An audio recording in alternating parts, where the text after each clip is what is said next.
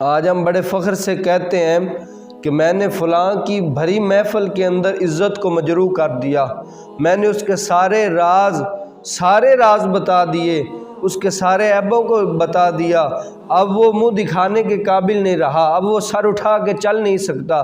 ارے تمہارے ساتھ اس نے دوستی اس وجہ سے نہیں لگائی تھی کہ تم اس کو اپنی اناء کی خاطر ذلیل و رسوا کر دو۔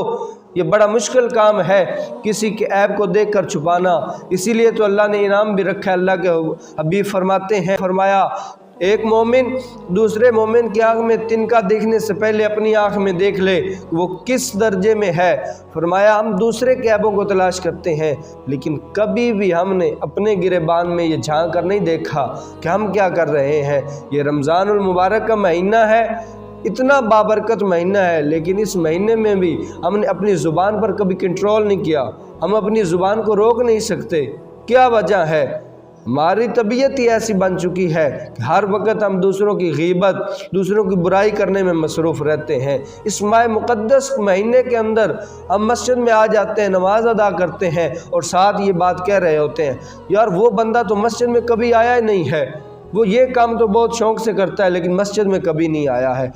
لوگوں کو اس کے عیب بتا رہے ہوتے ہیں۔ خدا رہا یہ بات نہ کریں، اپنا محاسبہ کریں۔ یہ مہینہ بخشش کا، رحمت کا مہینہ ہے، اپنے آپ کی اصلاح کر لیں۔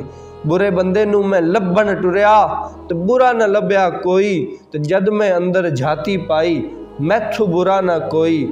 سب سے پہلے اپنے آپ کو کنٹرول کریں، اپنی اصلاح کریں، پھر دوسروں پر تنقید کریں۔